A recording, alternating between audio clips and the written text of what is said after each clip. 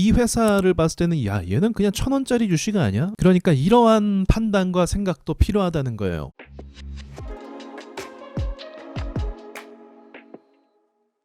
여러분, 제 이야기를 많이 들으셔서 아시겠지만 주식이라는 거는 그 회사가 가치를 품고 있는 거 그대로 가격이 반영이 되는 건 아니에요. 저도 그게 됐으면 좋겠지만 보통 어떻게 돼요? 시장이 하락하게 되면 해당 주식의 가격이 예를 들어서 10,000원인데 시장이 폭락해서 5,000원이 됐어요. 그럼 이 가격에 머물 수가 있게 되는 거예요. 근데 판단할 수 있는 사람은 이 가격에 사서 정상화가 될 때까지 기다리는 거죠. 또 반대의 경우도 있어요. 이 회사를 봤을 때는 야, 얘는 그냥 1,000원짜리 주식 아니야? 시가총액이 1,000억도 넘어가면 안 되는 거 아니야? 이렇게 생각할 수 있는데 섹터에 엄청난 호재를 받아서 예를 들면 최근에 반도체나 AI 같은 걸 말하는 거예요. 그런 호재를 받아서 기대감만으로 상승해서 사고 사람들이 또 사고 해서 오르는 경우가 있어요. 그리고 그 회사의 어떻게 보면 미래 가치라고 하긴 하지만 아직 반영되지도 않았잖아요. 근데 그런 것이 선반영이 돼서 너무 크게 올라서 위험한 주식들이 있어요. 지금 시점에서 그 테마가 바로 반도체라고 전 말할 수 있을 것 같아요. 그러니까 우리가 모르는 것보다 알고 넘어가는 게 더 중요하겠죠.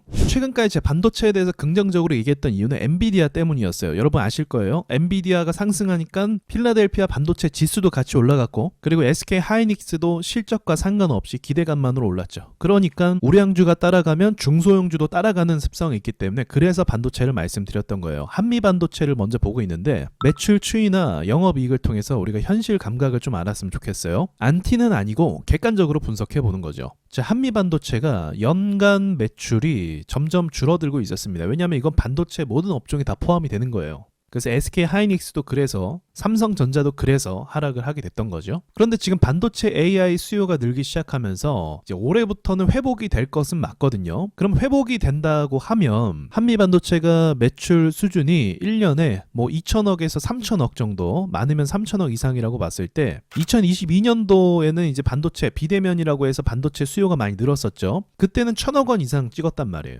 그런데 작년 같은 경우는 300억을 찍었고, 그리고 올해 회복이 된다면 정확한 수치는 아직 안 나왔지만 그래도 좀 올라간다면 이 정도가 되겠죠. 한미반도체는 영업이익이 분기별로 200억 이상은 무조건 찍어줘야 1,000억대의 연간 영업이익이 발생을 하는데 그것도 굉장한 거죠. 근데 우리가 또 봐야 될 게 뭐냐면 그건 바로 시가총액과 차트인 거죠. 어때요? 차트는 사실 단기간에 굉장히 많이 올랐어요. 매출이 따라와 준 것이 아니고 차트만 올랐습니다. 그리고 시가총액은 얼마예요? 13조 정도가 돼요.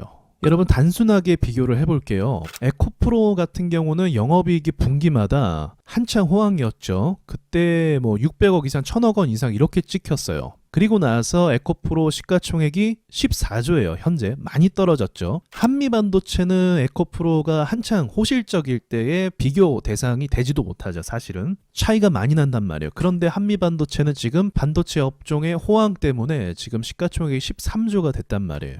자, HPSP 호재도 있고 사람들이 많이 관심을 갖는 주식이죠. 이 주식도 한번 객관적으로 보자는 거죠. 영업이익과 매출이 같이 동반 하락하고 있습니다. 가장 매출이 잘 나올 때가 분기 때 588억 원이에요. 그리고 영업이익은 340억, 350억 정도 되고요. 매출에 비해서 영업이익을 많이 챙기는 것 같아요. 그런데 지금 수준은 어때요? 올해 1분기도 실적이 비슷할 전망입니다. 조금 이제 늘어나긴 하겠죠. 그런데 시가총액이나 가격은 어떻습니까? 3조 4천억 원이에요.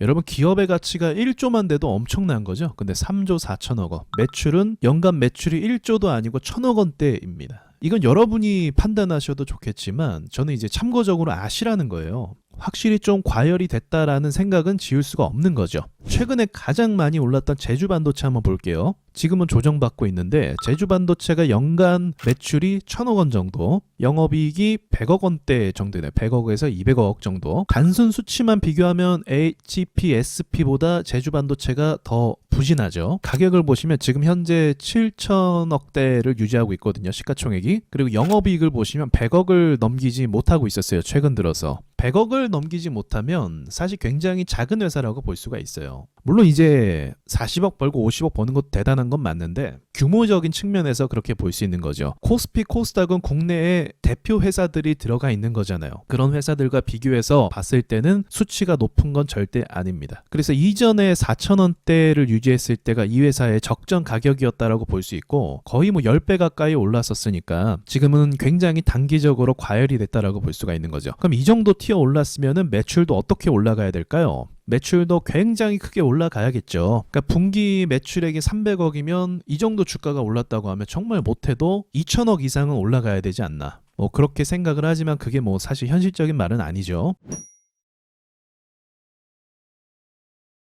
그러니까 이러한 판단과 생각도 필요하다는 거예요. 분위기에만 속으면 안 되거든요. 반도체가 좋다고 계속 언론에서 얘기하지만 이게 웃긴 게 뭐냐면 주식은 한번 또 추세를 바꿔서 거꾸라지기 시작하면 부정적인 기사가 계속 나오게 돼요. 과거에 카카오도 그랬고 NC소프트도 그랬어요. 오를 때는 태클을 걸지 않아요. 근데 내려가는 순간부터는 부정적인 기사가 나오고 또 뭔가 또 안 좋은 이슈가 나오고 그게 늘 반복이 된단 말이에요. 그래서 아무리 좋은 재료와 섹터라고 할지라도 이렇게 한 번쯤은 객관적으로 이 회사의 가치에 대해서 이야기하는 게 중요하다고 저는 생각을 해요. 주식은 항상 조심해야 되거든요. 자, 여기까지 말씀드리겠습니다.